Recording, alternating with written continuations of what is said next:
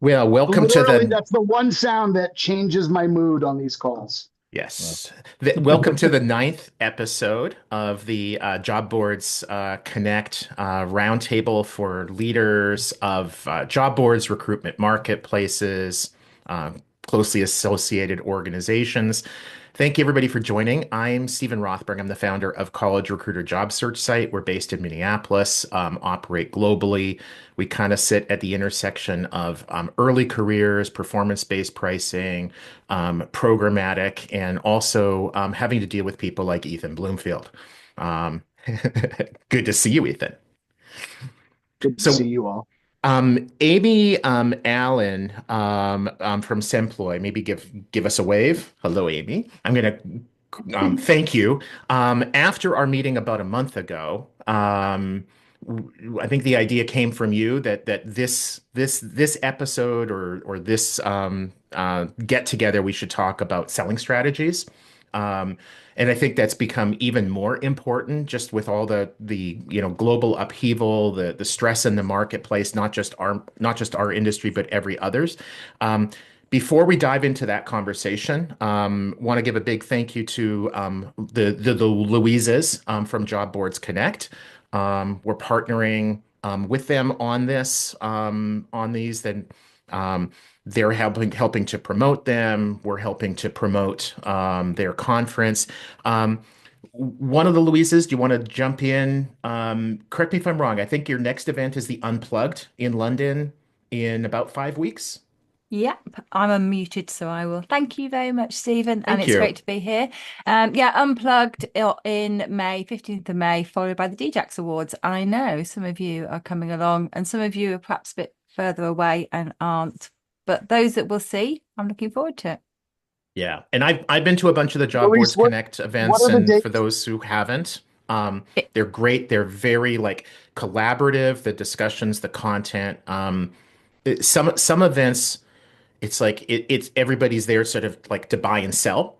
Other events are more community building. Other events, it's more about like learning how to, run a job board or whatever. Um, my feeling about the Job Boards Connect ones is it's more about the learning and the collaboration.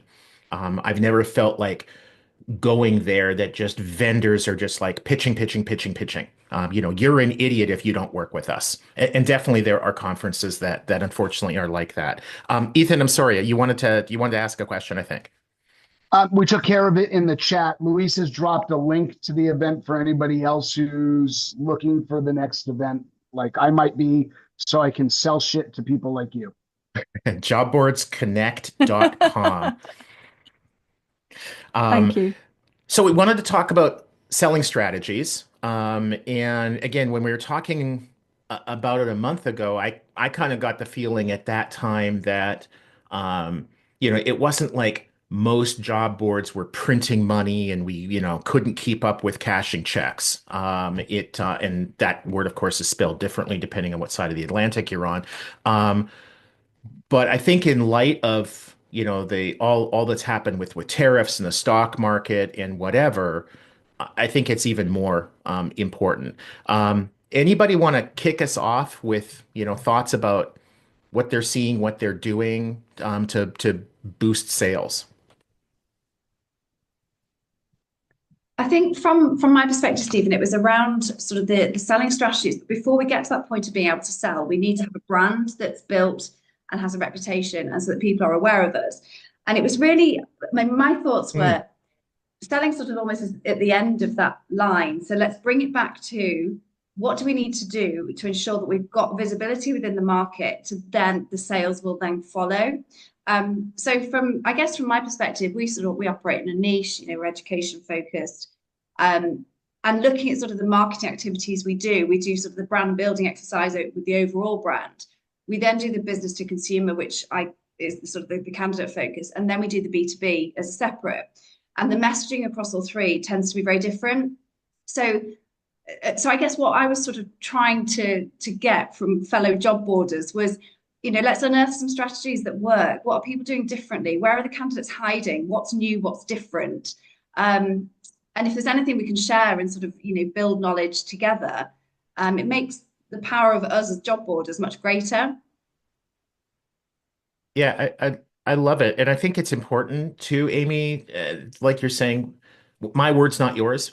Most of us have two different customer groups, right? Yeah. We've got the advertisers, typically employers. We've got the candidates. For most of us, we do not generate revenue from the candidates.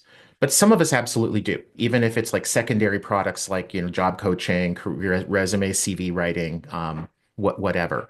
Have you had, Amy, have there been things that you can share like that Semploy's doing and it's like, this has worked really well for us? So one thing that didn't work really, really well was paying a marketing agency a lot of money Hmm. to who they promised us, they'd get us the candidates and all the rest of it, and it just doesn't work. So I guess that would be my one piece of advice to anyone that's starting out or who's paying fortunes to a marketing agency. You probably know it better than anyone, and maybe to do your own marketing. But again, it's got to be very, very tailored to your audience. And again, going down these sort of threads of your B2C and your B2B and your overall brand building. And that seems to work pretty well for us. I can't say we're probably doing anything differently from what others are doing. And I guess that was really sort of the brainstorming idea behind this, was to try and understand whether anyone has unearthed anything, found some candidates hiding under a rock somewhere, and how they found them. Was it through some sort of competition they ran, or I don't know. I guess everyone's niche is different. But it was really just to sort of have a bit of a brainstorming session around that was my thinking. But I don't want to take it off track of what you wanted to cover, Stephen. No, I think that's good. Anybody else want to chime in? Ideas that have worked, have not worked, either on the advertiser or on the candidate side? I'm Go on, Ethan. No, you go first. I always talk too much. I'll go. Well, I can share three things that I've tried sort of that are peripheral to job boards that haven't worked, and often that's the best experience, and I'm happy to share that. So I've tried courses to sell courses on our jobs board. So read.co.uk are successful at that. I've tried that and it didn't work, and it Hmm. cost a lot of time and money developing that and pitching it and selling it. I've tried I've tried to help organizations retain their staff and saying to them, look, we at one end are helping you recruit. Why don't we help you retain your staff? And I invested a lot of time and money and hired a team, great people. And we basically developed a coaching course for nurses and midwives, led by a great person, Nikki. She was a nurse herself. It worked to a point. We managed to convince some NHS trusts to buy into that, and it did work. But there wasn't a pot labeled retention at organizations, so that didn't have a life. So I learned a lesson there, investigate the market better first before you invest a lot of time into it. And thirdly, it then invested a lot of dev into providing a platform within nurses.co.uk for employers to run EVP, so employer branding. It's still on the site. It looks great. They like it. But again, they don't want to pay extra for that. It's seen as a service rather than a product to buy. Hmm. So out of that, I've really learned that, I guess, the golden rule for any business, wherever you are, which is to double down on what you do. And, we're a jobs board. So how can we do being a jobs board better? And I've boiled that down to basically three words: increase quality applications. And really thinking, what do those three words mean, and how do we make that manifest? How do we make that mission possible? So that's what I've learned. I think in job board world, the two areas that I'm interested in and sort of feeling my way into and actually having conversations with clients about it is the performance model. So doing things in that way. So I'm having conversations with clients and saying, look, rather than just paying a flat fee for your next year, why don't we look at how well we've performed over the last year and base our pricing on that? It seems fair to me. And I do see that as a future for job boards, not all, but some, where they are billing clients based on what they have actually done. So we've had previous roundtables on quality, what that means, and quality applications and billing around that. So it's a very complicated area. It's probably specific to each market and maybe even each client. I'm not the only one thinking about this. I know that Reed.co.uk have a performance marketing model now live on their website that you can take. So I think, and I agree with Reed on that, it's about offering choice. Take duration based or try performance, and whatever works best for you. And different clients will want different things. And secondly, and finally, the other area I think that is really interesting is social media. I think we've all probably tried social media in the past, and the platforms themselves probably haven't given themselves to job advertising that well. But I think now that they have changed, and there are a number of third-party companies offering good social media models. It's slightly different. It's campaign led and it's quite expensive, but it is a great way of reaching things like a passive audience or maybe a hyper local audience. And I think there are really interesting, exciting opportunities there too. So yeah, I guess that's my lesson is double down on what you do best, and but also look to see where the tech is taking you and what you can do with that tech, performance or social media. Yeah. And Matt, I agree. A lot of times less is more. It's a lesson that I think I've learned at least 1,000 times. When you talk about performance-based, are you talking like cost per hire, cost per application, cost per click, all of the above? Mine would be cost per application. Okay. We've had this conversation before, and I hold Yeah. true to this, that I don't think a job board should be based on a cost per hire Right. I agree. model. To, Just why should we? yeah. I've always felt whether it's us, our customers, our vendors, our partners, that we should be evaluated based upon things that are largely within our control, Mm. and hiring is not. Yeah. We need to bring the right candidates to the employer, but the reality is most of what goes into hiring is after that. Yeah. And yeah, That model, that cost per hire model is being done very, very well by a very established and long built industry, which is called the recruitment business.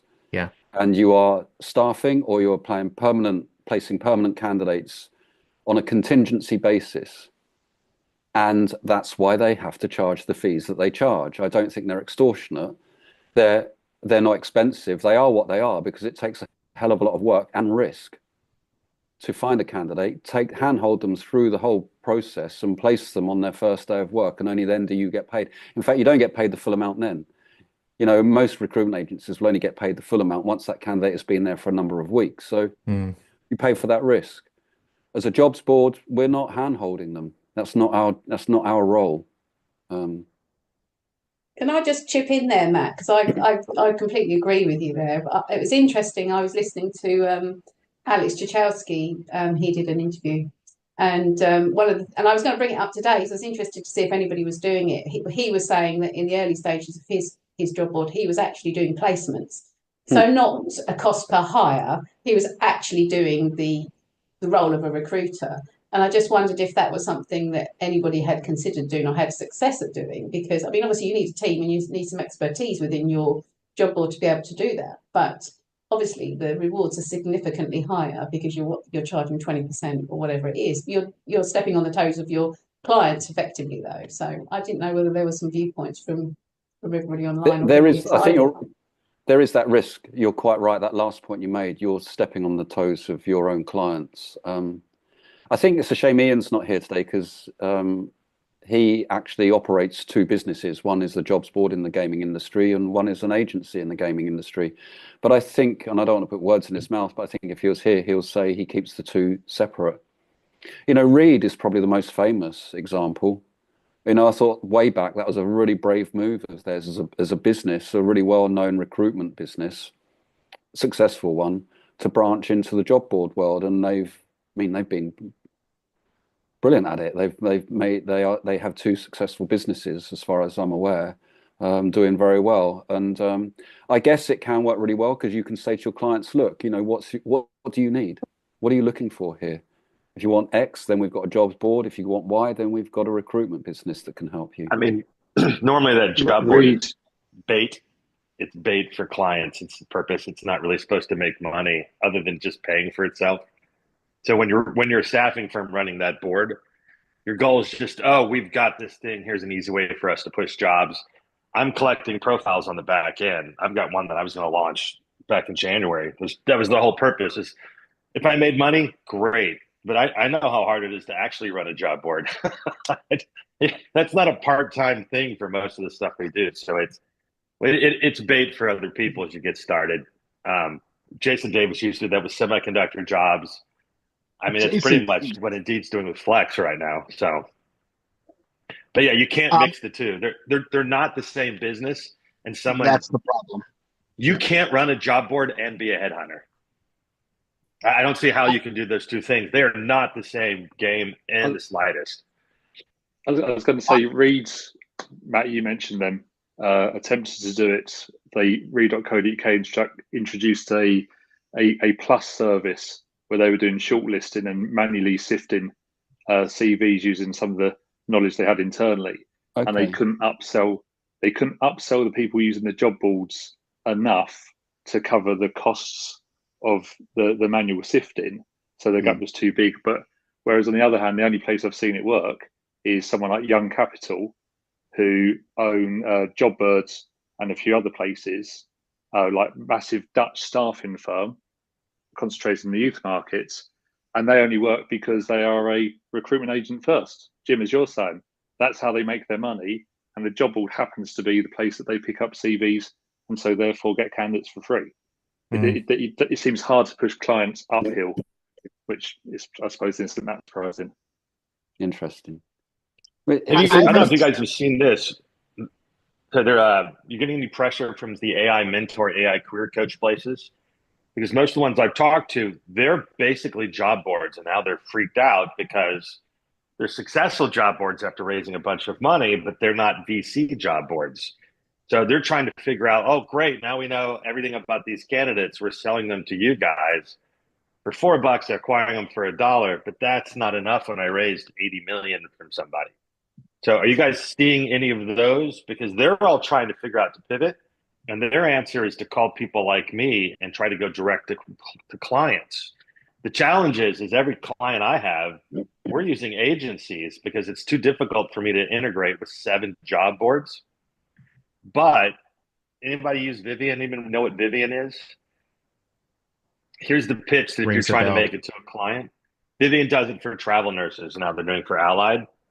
When we broke the XML for Vivian, so my jobs weren't automatically going there and the recruiters had to manually post, they spent time on the platform. They're 4 times more effective because they're on the platform. I can tell you just flat out, all the software, all the job boards, if my recruiters are using your job site, I'm getting better hires. So if you're going to sell to the client, you got to figure out a way to get them to stay on your platform. That's the hard part, because if it's just jobs, you just can't compete that much. But if I'm on the platform, I'm reacting quicker, I'm thinking about it. So the more time they spend on your platform, which is the hardest thing to get people to do, the more likely they are to get to that cost per hire, which I'm interested in, because that's the metric that I'm using, not for you guys, but internally my cost per hire matters. So, I mean, everybody's trying to pivot over to employers. They don't realize that it's about attention. It's not about effectiveness. I don't know if that's clear. Jim, when you talk about like the recruiters spending time on your platform, are you talking about like searching CVs, resumes, or what are they spending time on? Responding. So if there's messaging, if they're searching there, when they're on the platform, they're thinking about it. So basically whatever tool they have, they're using. So if you're gonna convince me that you're gonna do anything other than drive traffic to the site, which I don't do any of that anyway, I just all conversion. But when my recruiters are using Daxtra, they're on Monster and Career Builder, Indeed, for God's sakes. When they're on them, they're being successful. So if you have a resume search, I'll be on there. Otherwise, if I'm inside your platform, I'm more likely to get those hires. It's just a matter of attention and time. If it's all integrated, I mean, you're just another candidate, and it's hard for me to determine what a good source is. So if it's college recruiter, somebody goes and just clicks, and then the CFO gives me a referral. What people don't realize, that's the same candidate. We're the ones who care about source. It has nothing to do with the candidate. The candidate's not quality based on where they came from. they're the same person. So we've got that issue, and we unfortunately on the inside tend to mix. That's why we keep asking you guys for cost per hire. That has nothing to do with any of what you guys are doing. So, But we don't have our own numbers, so it's we're counting on you to do our math. Jim, I kind of agree, we talk about cost per hire. I do have conversations with clients. In fact, I push for these conversations. How many of the candidates that we have sent have ended up being hired? Because ultimately that's what we are judged on. It's just Right. I won't charge. The charging model is not around that, but I'm interested in it.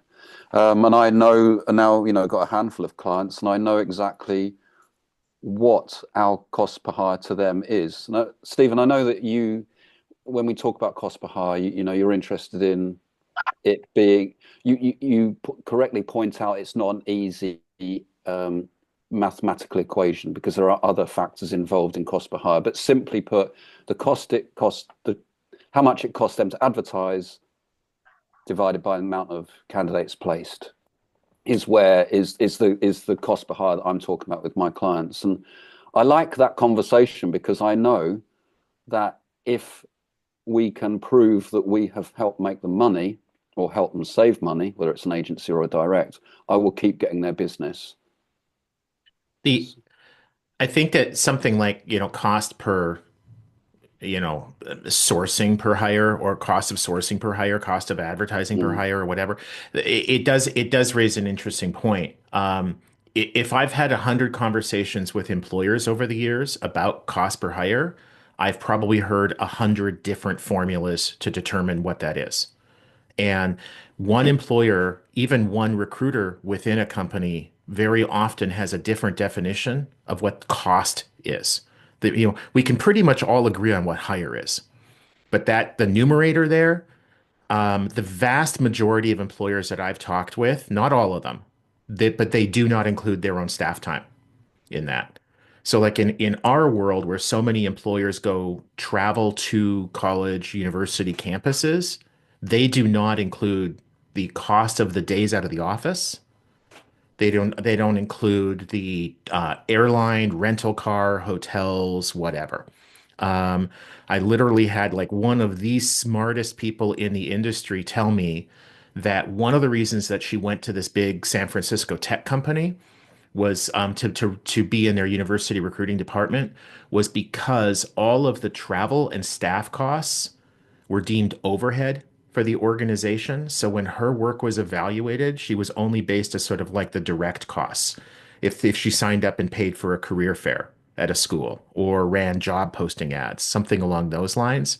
So her cost per hire was in the hundreds of dollars, and the C-suite thought that she was brilliant because it was about 10% of what her competitors were reporting.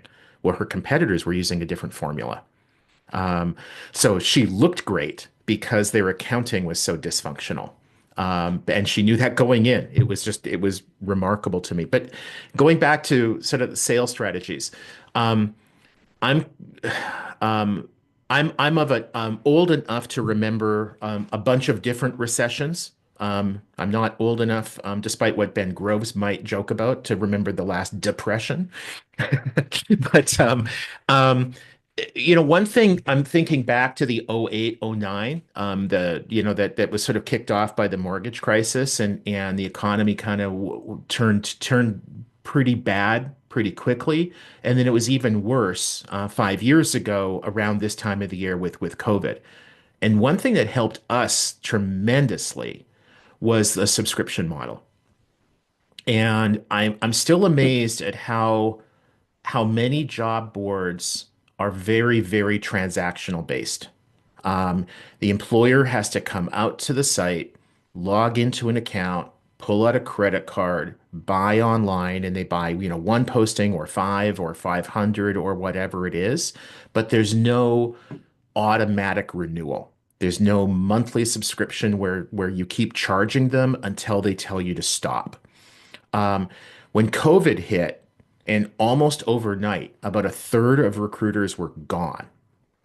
I remember a bunch of job boards were kind of freaked out because their primary points of contact were fired or had their employment terminated overnight.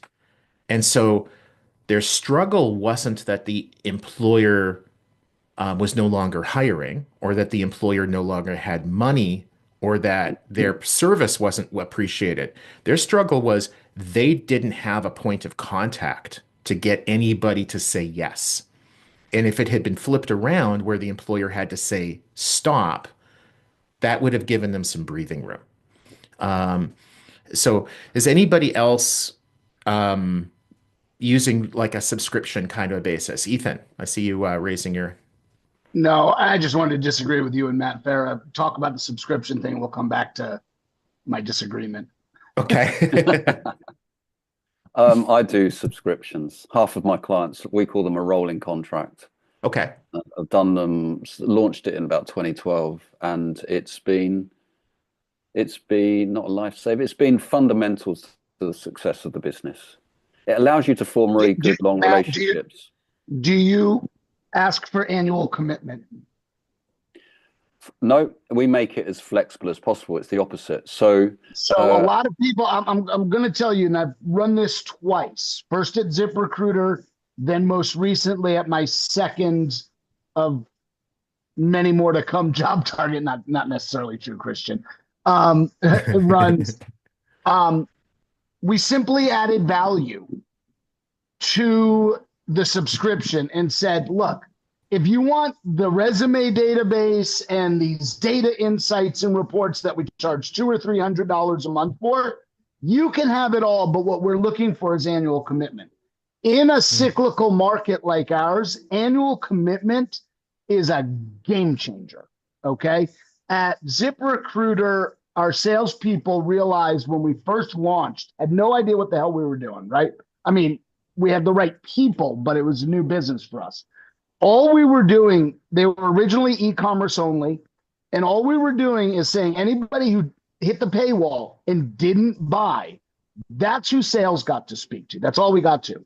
And we said, look, you can have whatever it was, 15% commission on whatever you get. So you get a 1 month deal at 100, you get 15. A 3 month deal at 100, you get 45. But the 12-month deal, that's where it was special. Then you made a commission where you could earn a living wage and actually live in Los Angeles. We found something in the neighborhood of 20% would commit to annual with some incentive. At ZipRecruiter, it wasn't additional value. It was cost. Pay for 10 on your credit card today, you get 12 for free. They were a low-cost vendor at that time. Their models and programs are entirely different. I'm 8 years removed, so this is old storytelling. But when you look at annual commitment and you look at your churn rates, which are probably lower if you're a pure niche site versus a generalist site, but it does help you through the ups and downs. It also helps your customer. Why? It's just one damn less thing to think about each month. Who am I sending budget to? Who am I moving and changing with? Annual commitment. And I got to tell you, both companies were terrified of it. Both sales teams initially terrified of asking for that much commitment when Indeed is come and go as you please. If you add value, commitment, and service level to the annual commitment, it is really, really meaningful. And an expectation I would set if you're on a subscription basis and you ask for annual with some benefit or discount is 20% yes rate. The second thing that can happen, depending on your price models, is prepaid annual. Prepaid annual creates the SaaS metric that is the golden chalice, is the Ark of the Covenant. It is everything that you're looking for, okay? Prepaid annual, why is it the most important thing that ever existed? Prepaid annual is the most important thing that ever existed because when you're selling subscription, you start to sound like SaaS. When you're in SaaS, if marketing dollar out is lower than 30 days, your credit card statement, everybody, is 30 days, right? Your credit card's net 30.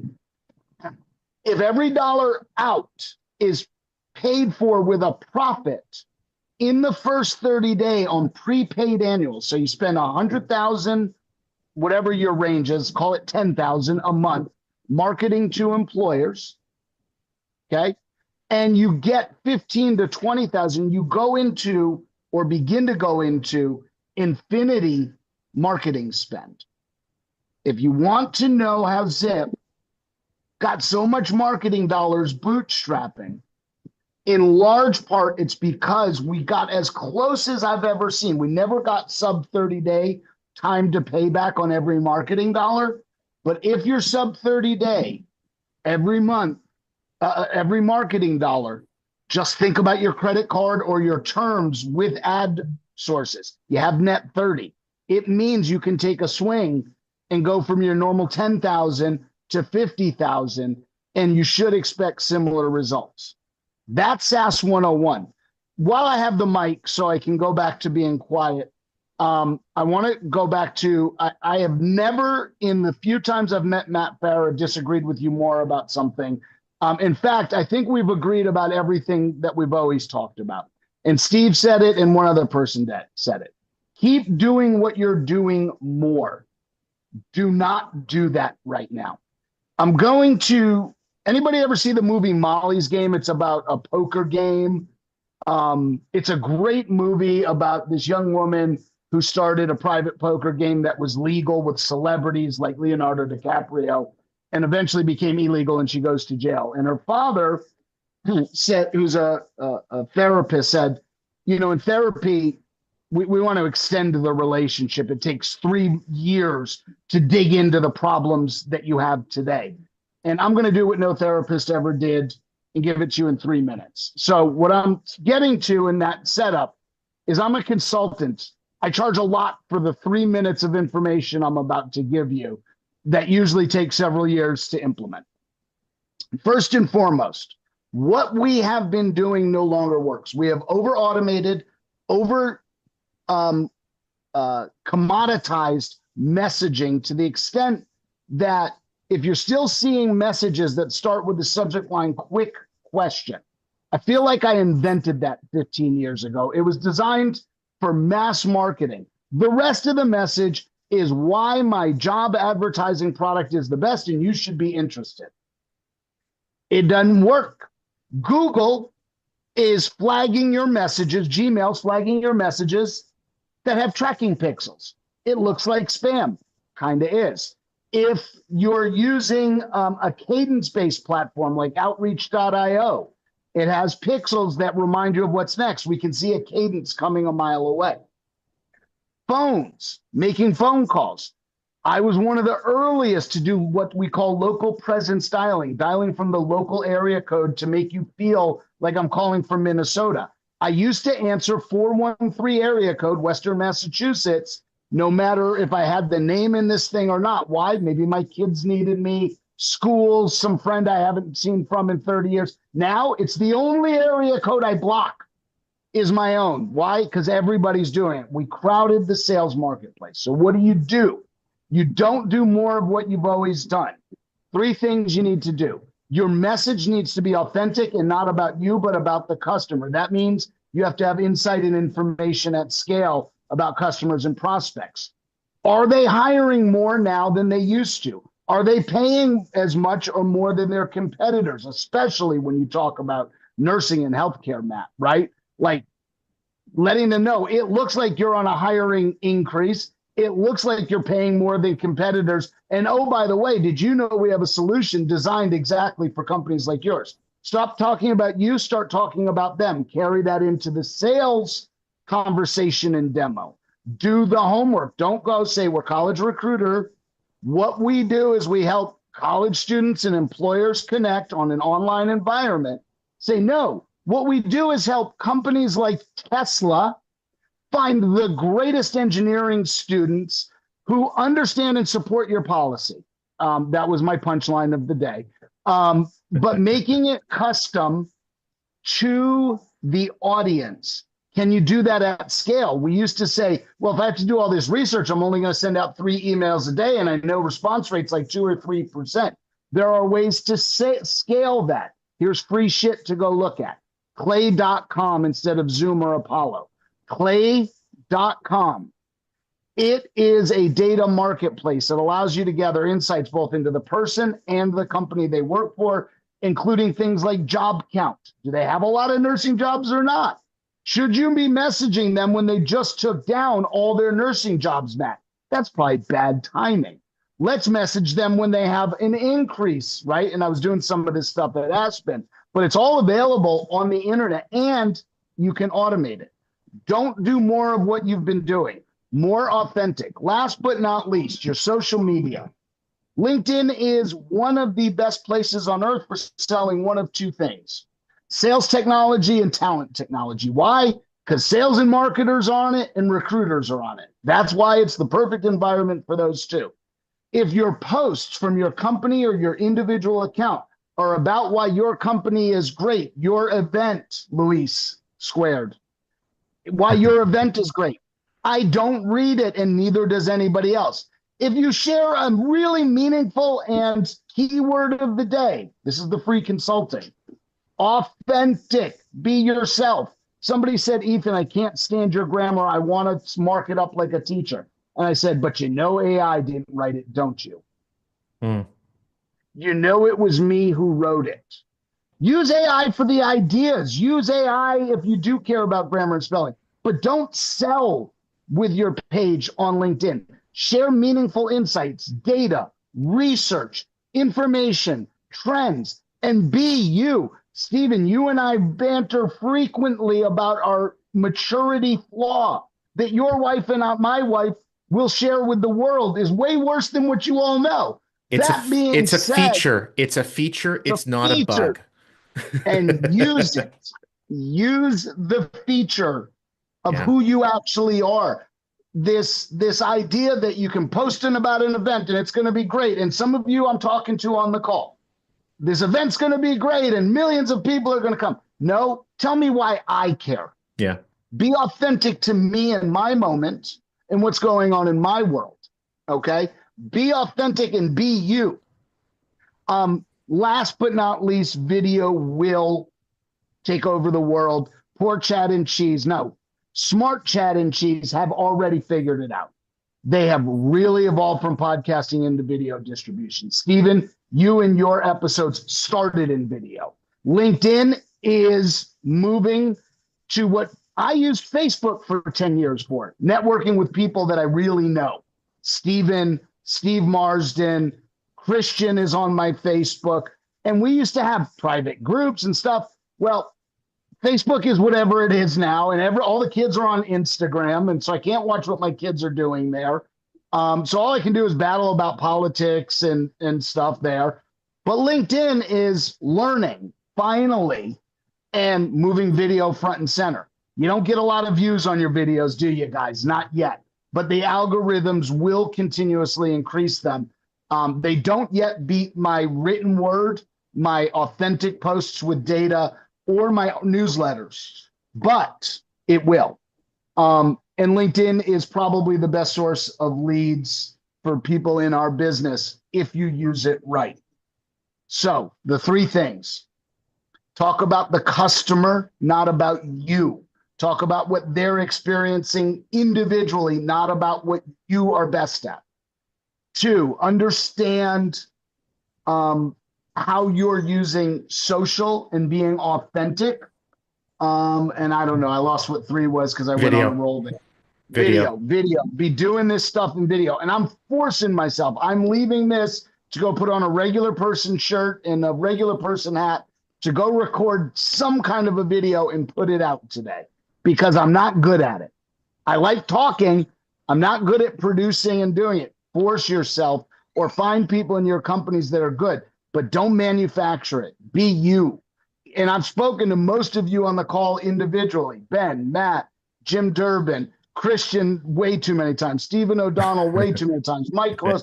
I know most of you in real life, okay? Talk like you talk. Be like you are.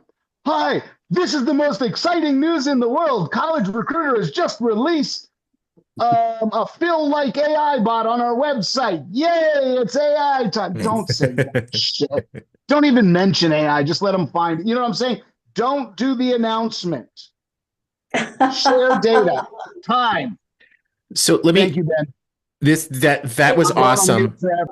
The couple, if I can, because you kind of called out like in a good way, our use of video and whatever. So I completely agree the authenticity. So I have a couple of podcasts. Both of them are basically video first. I also do an audio version of them.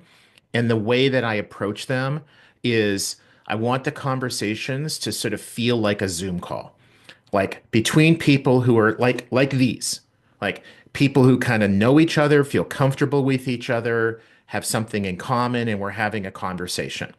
It's not a PowerPoint driven presentation. We've all been to too many thousands of those.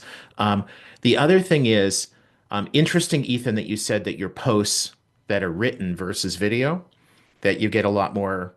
I don't remember if you said engagement or views or impressions or whatever. Um, I find the opposite. What I find with the video podcasts or with these that go on LinkedIn is that I'm pretty much guaranteed that hundreds of people are going to see it. And if I post something similar but in written word, it can be 10 people, it can be 200 people, it can be 800 people. It's very random in from my perspective. LinkedIn, I'm sure would say it's absolutely not random. Here's the algorithm. But I think that what I've found with the video is that it's more predictable and the engagement tends to be a lot better. If you can get 3 or 4 people within the first half hour responding, maybe the first hour, then it really takes off. Like when this video goes live, if everybody can like it, comment, and repost, that would be awesome. Um, Real data that is not found elsewhere wins the writer word. Oh, Leave at okay. Well, least that's 15 words fair. in your comment. Not Sorry, just Jim. like Go it. ahead. I Leave had to 15 edit. words in I your had to comment. edit my bad spelling. So if you're gonna leave a comment, leave at least 15 words. Yeah, like if you just put like, the emoji for eyeballs or following for reach, that's certainly a Yeah, lot the better algorithm than doesn't care nothing. about that. Yeah, well, Yeah. I think it's better than nothing, but it's not nearly as good as if people can write 2 sentences. And that's basically what 15 words is. Yeah, If what it you does can, is it drives. So when you're liking in others, it'll bring things to your feed based on what other people have seen and how they react to it. But if you comment on it, it takes it to the second and third level, which is what makes the post go viral. yeah. So there's a difference between what you see if you're just talking to your audience versus you're trying to get people outside. The problem with people outside is they tend not to be people from our industry, so they have very strong opinions on everything. Yeah. So I had a note that I wanted to get to because we wanted to talk about like sales strategies, attracting candidates, attracting employers, other advertisers. And this is pretty consistent, I think, with what Ethan was saying about you want your marketing message to be written about what your customers want. Um, Probably most of us have heard of a guy named Simon Sinek. Sinek, I think is his last name. And he's published a ton of like really great videos, kind of like sales, leadership, management, motivational speaker, all kind of wrapped up into one. And full disclosure, my wife has like a massive crush on him, but that's another story for another day. He has probably his best, most popular video is something called like the power of why. I think it's in, and so if you haven't seen it, or if you haven't seen it for even a couple of years, watch it again. It's probably 15 minutes. It's really easy to watch. But essentially, what he says, and I try to remember this, and sometimes I'm successful, but he says that when people buy a product like an Apple laptop, that the process that our brains follow is they want sort of that emotional attachment. They want to feel good about it. So Apple's been really good over the years at making us feel warm and fuzzy when we buy one of their products. They focus on how it makes us feel not on what it does for us. So from an employer perspective, is it going to make you feel better to hire people, to get the right candidates into the right jobs, that you're doing good, not just for your company, but for all of these people who are looking for work? Yeah, that's more the emotion. That's more the why. People don't go into recruiting because they want to minimize the cost per hire for some big corporation. They go into recruiting because they want to help people and pay their mortgage. The cynic says also that once you've developed that emotional attachment, you've kind of decided in your mind that this is something I want to buy. And then you start to look for objective metrics that you can use to justify your decision. So I think of it as, um, the difference between using data to make decisions versus using data to justify decisions. And what he says is that we all do a lot more of the second. So I want that Apple laptop because it's going to make me feel good. We know that deep down inside in our reptilian brains. But the fact that it has such and such a processor and the screen size is this, and I can take it to the Genius Bar if I have an issue or whatever, all of those sorts of things are actually just justifications for a decision that we've already made. So if we can tap into the emotion of our customers, the candidates, the advertisers, Cynic would say that we're going to have a lot more success. At College Recruiter, one thing that we did, and of course, like everybody else, we've made plenty of mistakes over the years. We all have, and we're all trying to learn. That's why we're all here. But one thing that we did is that we created a mantra years ago. And it was designed to reflect our business, but mostly to tap into that emotion. So for ours, the first version, and we kind of tweaked it over the years, is that we believe that every student and recent graduate deserves a great career. So if we can get our employer customers or potential customers to see that, I can tell you that the engagement with them goes way up. They're far more likely to take a call, to respond to an email, to ask for a demo, to buy from us. In our marketing efforts, in our sales efforts, if we do not use that line, the likelihood of our success drops massively. And I think it just goes back to the cynic thing. Then we're competing on price and are you connected this way? How many candidates do you have? Whatever. And it's in those sorts of conversations, I think that a lot of our customers, not college recruiters, but in our industry, I think that what they're doing there is they're looking for reasons to say no to a prospective new vendor, which then allows them to go to their boss and say, we should stick with our current vendor. Whether that current vendor is good or not, people don't like change, or very few of us. And it's a lot easier for somebody to stay with what they've done for years than to start switching. But if you can get that emotional attachment, I found it really gets you in the door. Matt, I'm sorry. I think you were trying to jump. Well, I'm aware that I may have. Yeah. Does anybody else want to chime in? I've got something to reply to that. Yeah. But if anybody else wants to speak. So hang on, Ben, start the timer, next. please. Ben, start the timer. I know that video by Simon Sinek that you're talking about, and in that same, it's a TED talk. Yeah. And he also has another line in it, which is you don't need to sell to everyone. You just need to sell to those people that believe what you believe. Ah.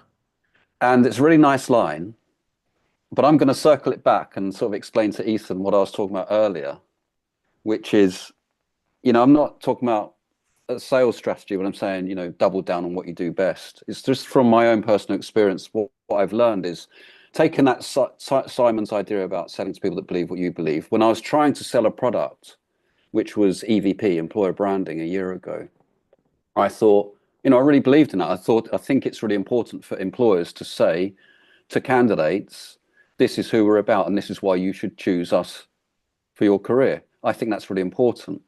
And so this Simon Sinek thing, I was trying to find employers that also believed that as I believe, that EVP is important. That's not to say that approach was wrong. It's just that that product was not sellable because they don't have budget to put their EVP onto job boards.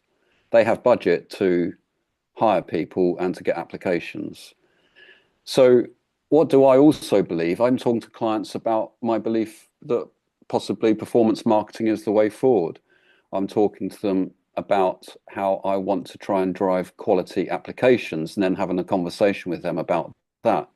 So it's using Simon's same sort of principle, finding common ground, areas of interest that you are actually genuinely interested in and not just trying to make some money. But it's about making sure the product that you're selling is the product that they eventually want to buy. And that's where I went wrong last year. Interesting. Hey, if I can, I'd love to talk in maybe in the time remaining also about product. Um, One of the mistakes that I've seen over the years in any industry is organizations trying to fight a battle on the terms that play best to their competitors. Right. So if you're competing with Indeed, it's really unlikely that you're going to be able to offer an employer what Indeed does, but better, Mm-hmm. cheaper, faster, right? I think that's a losing battle. I think that any industry, we're better off, especially a small business, in understanding that when a large organization like Indeed is selling, they're like an elephant, right? An elephant is not interested in eating a little mouse or a couple of raspberries or whatever. It's just not worth their time. But if you're Conversely, small, Stephen, conversely, yeah. remember also, if Indeed tried it and they shut it off and it didn't work, you can probably skip that step. The Oh, same I way that, Oh, so I'm going to disagree with you there, but okay, good. let me finish. So small organizations can get really fat on the scraps left by big organizations, right? If we try to compete head to head with them and do what they're doing but better, when employers say to us, "Oh, we're getting applications from Indeed at an effective cost of $3 an application. If you want us to buy applications from you, you need to be cheaper than Indeed." Like that's business that we're going to walk away from every single time. We are always going to lose that. We don't want to bring on customers that are just going to be coming to us because we're a little bit cheaper than their current vendor. Because you know what? Next month, there's going to be another vendor that's going to be cheaper. As far as like if Indeed tried it and it didn't work, in 2024, we reached a tipping point where the majority of our revenues and profits were from cost per application. Indeed did that, what, for about a month? Was it 2 months? And they just didn't have the right process. Maybe they didn't have the right infrastructure. I think that there were some things that they didn't think through well enough, like people returning applications, and I think actually making it too easy for that. Um, in Cost per application for an organization of any size is really difficult. Um, but just because Indeed couldn't make it work doesn't mean that those in our industry can't make it work. Indeed's not a niche board. Indeed is a general board, but that doesn't mean that niche boards don't have value. Um, it's just not worth the time for an organization like Indeed to create a nursing specific site just for the UK. Right? It's too small of a business. They're better off focusing on a much larger total addressable market. And so that gives us some protection from the biggest players because we can do a lot better than what they do in our own particular niche. And it goes back to knowing your customer, what really motivates your customer. Let's see. Ethan's saying, before you wrap, I survey a question for the group if time permits. So there's an example of where AI could help Ethan with his grammar. Thank you. Yeah, we have about 3-4 minutes. Anybody want to like jump in, or should we try to or give the Stephen, floor to Ethan for? Yeah, please go ahead. take the floor from Ethan for a 1 minute 50, so he's got his 2 minute wrap up time. Sure, Ben. So the conference I was just at, it was announced that Indeed are going to try and force the ATSs to pass back data to them in terms of not just applications, but also to interview and to hire. And just on your point there, and in terms of business models and stuff, I can see a path 6 months down the line where they know how well they're converting through to hire, when Indeed sits on a very large cash pile, suddenly decides that's the model that they want to roll out as their standard model, a nice 1% cost per hire is effectively this CPC or CPA. And I'll just, for the group, it'd be interesting to know if that's something we can compete against when they have effectively a bottomless pot of cash. Yeah, I mean, if you got it, that's interesting, Ben. So I think the conference you're referring to was RecBuzz. Yep. And yeah, so I mean, if Indeed has an integration with, say, Workday, and you're an employer that is hiring regularly, so they have some good data, they know that for every 10,000 candidates who see your postings and 1,000 click through and 100 apply and they hire five, whatever the numbers are, then they can pretty easily back that out to a cost per hire. They're going to make it mandatory from the summertime that people have to pass the data back.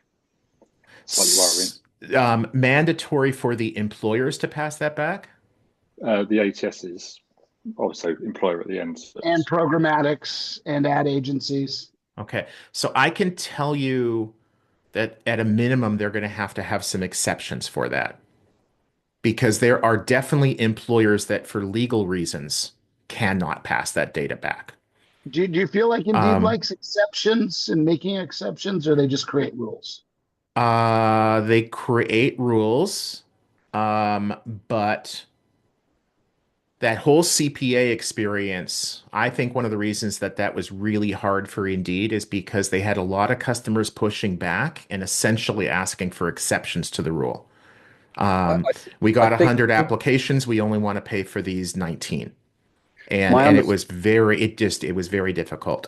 We've got 1 minute, Matt. Why don't you bring us home? My understanding on that Indeed thing, by the way, is that if you don't want to play by that rule, then they're not going to do the quick apply into your ATS integration. I think that's the carrot and the stick. Indeed will choose the stick, and that's how they're going to enforce this. That's exactly right, Matt. And they've been announcing this. This is not actually new. They've been talking about this for 6+ months to their tech partners, programmatics and ATSs. Yeah. So programmatics living between them and the ATS are also getting the stick. Yeah. Thank you, everybody, for coming. We're at the top of the hour. And so we're going to wrap it. The next gathering is Thursday, May 8th. Same bat time, same bat channel. Again, thank you to Job Boards Connect for sponsoring. Ben, I believe that you're going to be there, so you have your travel plans. I think you probably can take a tube there.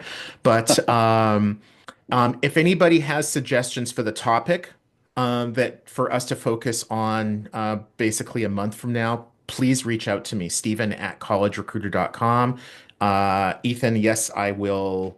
I will invite you with your vitalfew.io email. And this has been great, informative. Thanks, everybody. Thanks, Stephen. Thank you. Cheers. Thank you very much. Bye.